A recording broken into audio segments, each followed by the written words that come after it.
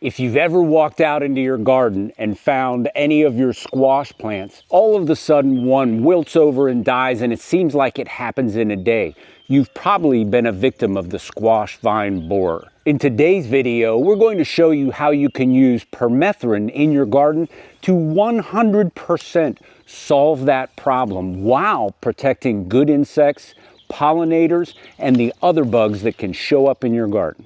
We'll also talk about the differences between permethrin and pyrethrum, the two variances between them. One can be considered organic and the other is not considered organic, or it's not authorized for organic treatment. A lot of gardeners hear the term pyrethrum and permethrin and they think they're identical. They're not. One is a natural substance taken from chrysanthemum flowers, and the other is man-made, mimics the trait of the pyrethrum. It lasts longer. The natural version, pyrethrin, breaks down quickly in the sun. Permethrin, man-made, is designed to last longer. You may get anywhere from a week to 3 weeks of effective use of that man-made insecticide. Rule number 1, never spray on the flowers and the blossoms. Pollinators and good beneficial insects will only focus on those blossoms. Don't spray it on the upper portions, on the leaves. That's where those bees are focused. They can come and go and never be exposed to the chemical. Rule number 2, spray in the evening time. Bees are most active during daylight hours. I wait until near sunset when the pollinators have returned to their nests and hives. This greatly reduces the chances of contact. Rule number 3, target the stems. For squash vine borers, the lower stem is where the battle is fought. Instead of spraying the entire plant indiscriminately, focus on the crown and lower stem area where the vine borer eggs are laid. Rule number 4, only use when needed. You don't treat every day. You inspect your plants, you look for signs and evidence of the bugs are starting to get out of control, and even the squash bugs that come up from the earth and get into your plants. This also helps fight that, because that's where they're coming from, is that soil. Those eggs are initially hatching there and they're climbing up into the plants. That helps control that. Inspect and only apply when it's needed. Rule number 5, and this is an important one, follow the label. It's the law. Don't use it in a manner that it's not intended to. That's what helps protect the environment. You've got to think, I've got all of these squash plants, all of these blossoms right there. And I have, I think it's like 8 or 9 beehives at this point. And they're right over here. I'll do a quick flip around and walk that way.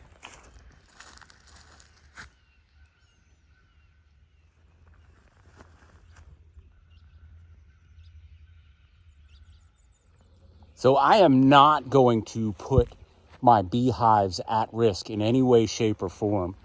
And you can do this if it's done responsibly, on label, and go more conservative label. You can make it even more diluted, and you won't harm the good insects that you want to be in your garden. If you follow this method, this is what you have to look forward to. Incapacitated, groggy squash vine borers, you'll find them in your garden, and there is no way you'd ever catch a squash vine borer by hand and go ahead and dispatch him. But no doubt in my mind, this was one particular day, the onslaught. We found 4 or 5 squash vine borers in our squash plants and able to remove them from doing any of the damage they were there to do. You're also going to have the added benefit of killing off squash bugs. It's not 100% with those, but they do come up out of the soil. They hide very well, a little confused. They look exactly like that clump of organics there, but you'll find the squash bugs dying as well or limiting their growth. You still have to be on the prowl for them, watch for the eggs, and take care of them when you see them too. This is just one tool that works. I'm not here to tell you what's the best way to do it. It's just how I garden. You do you, you garden how you see fit. I know some of my viewers garden organically. I'm not here to tell you one way or the other which is better, which is worse, but this is a tool that works. Make it a part of your tool sets and maybe that can work well for you. Here's where we're going to incorporate some B-roll footage. That's right, I did it. Dad jokes, throw them in there every now and again. We've had a bumper crop of cabbage this year. This is tropical giant as well as megaton varieties. And come back for more. We're going to do sauerkraut as well as cabbage steaks in the near future. A lot of these are right on the edge of being ready. That's a beautiful plant right there. My wife was out here the other day and she said, these are as pretty as roses the way they're coming up. They are beautiful plants. Come back, subscribe, and you can take a look at how we're going to use this beautiful cabbage. Here you can see another squash vine borer that is in amongst our plants and is just dazed and confused, not running away from us, pretty much made ineffective through this method. You can also do this application early in the morning before the pollinators get up out of bed and begin to come in and move in on the blossoms. You can spray that right there at the base before that occurs.